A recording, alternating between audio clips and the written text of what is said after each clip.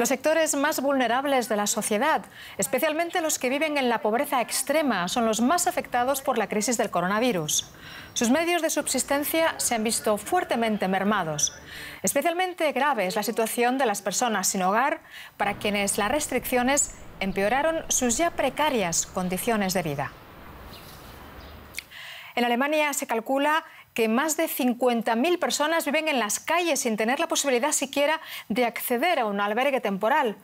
Vivir en la indigencia en tiempos de pandemia se ha vuelto aún más duro, entre otras cosas porque las fuentes de ingresos de muchos sin techo se agotaron durante los meses de mayores restricciones. Esta situación ha tenido un impacto negativo en su salud física y mental. Ahora, en algunos lugares, se les está vacunando, si no contra la pobreza, al menos contra el coronavirus. Por fin, la oportunidad de vacunarse. En este centro para indigentes en Bonn, unas 60 personas de las 90 que están albergadas se han inscrito hoy para la vacunación. Se trata de una campaña especial de las autoridades municipales pensada para alcanzar a quienes de otra forma habrían quedado excluidos del sistema. Me parece muy bien. No creo que hubiera podido organizarlo por mi cuenta, así que está muy bien. Además de las dificultades para obtener una cita médica, la gente sin techo enfrenta otros obstáculos para poder vacunarse. La mayoría de la gente aquí no está tan sana, ha tenido una vida dura. Están confrontados con la falta de vivienda, la pobreza extrema, la adicción a las drogas. Han tenido que tomar mucha medicación y es reconfortante saber que ya no correrán el riesgo de tener una infección severa de COVID-19. Hasta ahora, Alemania ha vacunado a 1/3 de su población con una primera dosis, pero aún no hay vacunas para todos, por lo que se está dando prioridad a los mayores y a grupos vulnerables.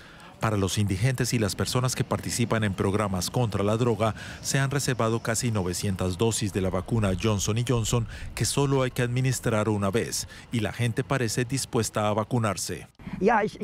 Sí, me voy a vacunar hoy a la 1 de la tarde. Es a la hora que empiezan y ahí estaré. Una dosis y todo está listo. Digámoslo así. Pero estoy contento. Tuve efectos secundarios, tuve escalofríos un día, pero por lo demás estoy bien. Creo que todo marcha bien. Al comienzo llevó mucho tiempo, pero eso es típico alemán. Siempre tarda más en empezar, pero ahora todo marcha bien.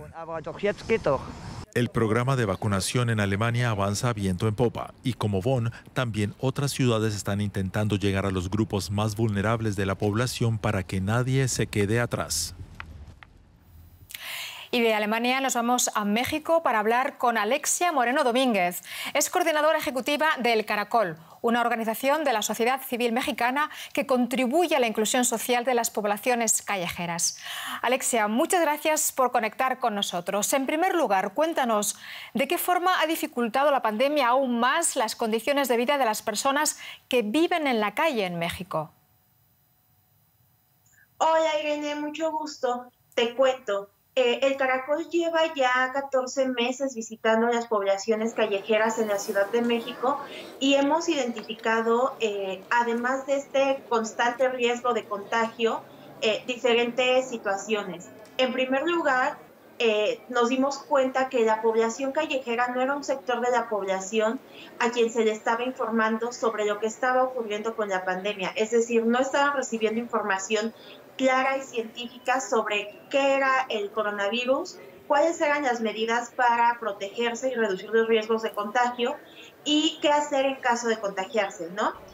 Otra de las cosas que identificamos que ha afectado a la población callejera es la falta de espacios para generar ingresos económicos. Cuando en México se decretó por primera vez el semáforo rojo, los negocios y espacios que no eran considerados de primera necesidad cerraron. Eso significó que la población callejera, que comúnmente se dedica a empleos informales, como lo es trabajar en el metro, en cruceros, ayudar quitando y poniendo puestos, colaborar en algunos negocios en la limpieza, se quedara sin estas fuentes de empleo porque sus trabajos estaban cerrados. El impacto económico que tuvo la población callejera a partir de el decreto del semáforo rojo y el cierre de espacios fue muy grande. Nosotras teníamos testimonios sobre todo de mujeres que son madres solteras, de que no tenían dinero para la comida, para pagar los cuartos de hotel, para que no pasen la noche en la calle. Entonces, los ingresos económicos fueron como reduciendo. Otra de las cosas que identificamos, focalizadas sobre todo en niñas y niños, es que estas niñas y niños, al no tener espacios de esparcimiento, es decir, no podían ir a la escuela, no podían ir a las organizaciones a trabajar, empezaron a experimentar demasiado estrés y ansiedad derivado del confinamiento, del cierre de espacios, de la falta de interacción.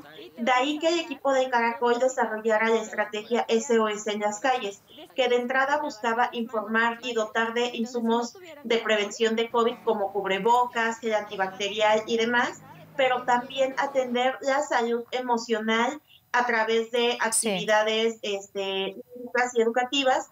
Y por otro lado, acompañar sobre todo a las familias en la parte económica con la entrega de despensas y otros insumos alimentarios para que al menos tuvieran un apoyo que les ayudara a cuidar la parte de la alimentación. Así es. Alexia, yo te quiero preguntar también, dentro de las poblaciones que viven en la calle, nos encontramos con un grupo especialmente vulnerable, el de las mujeres y niñas. ¿Qué tipo de situaciones afrontan ellas ahora? Mira, creo que yo lo puedo dividir en tres ejes.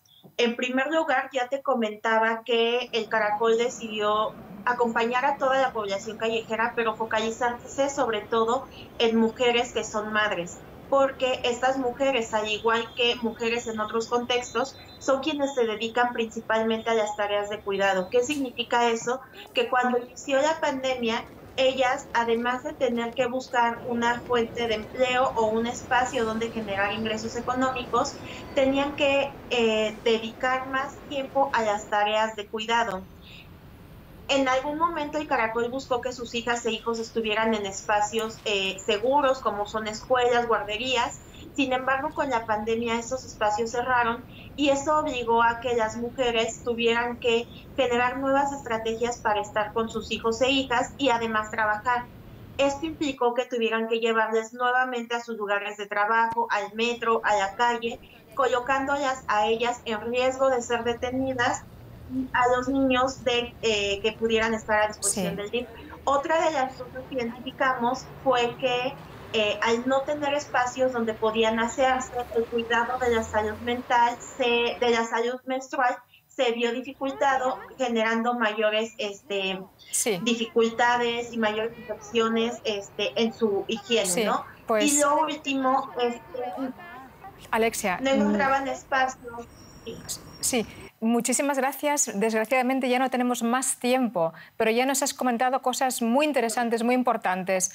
Alexia Moreno Domínguez, coordinadora ejecutiva del Caracol, una organización de la sociedad civil mexicana que contribuye a la inclusión social de las poblaciones callejeras. Muchas gracias por esta charla.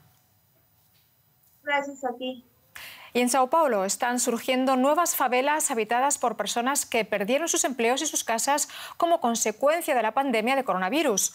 Un ejemplo lo podemos encontrar en el norte de la ciudad, donde decenas de familias comenzaron a ocupar terrenos baldíos. Uno a uno, los residentes construyeron viviendas precarias con madera desechada de las obras de construcción.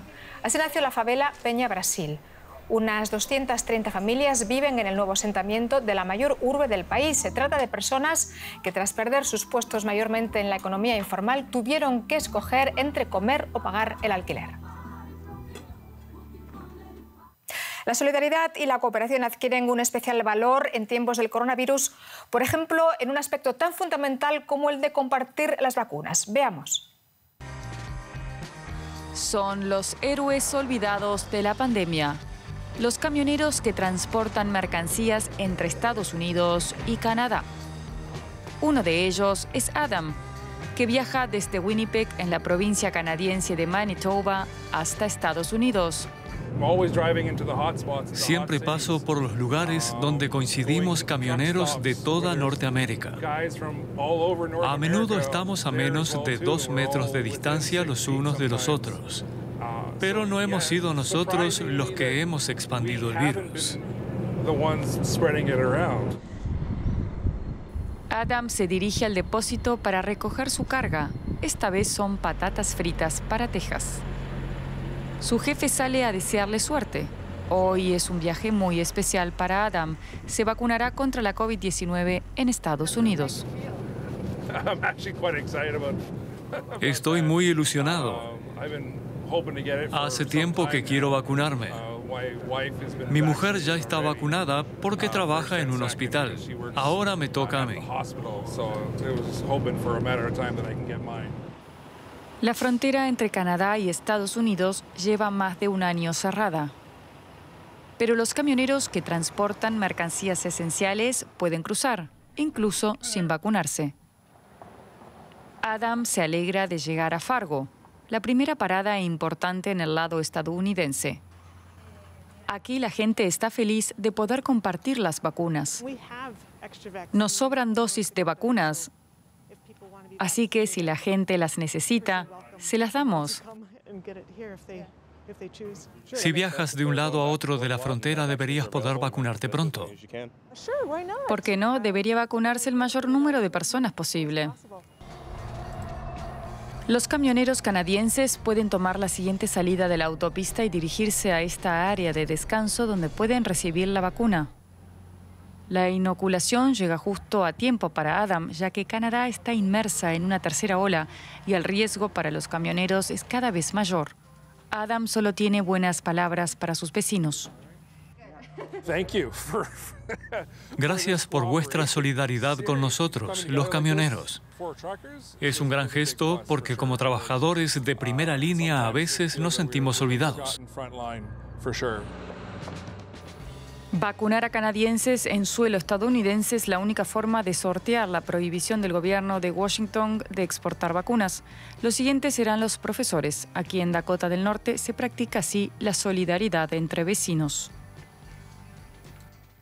Y hasta aquí nuestro especial sobre la COVID-19. Muchas gracias por su confianza. Cuídense mucho y hasta pronto.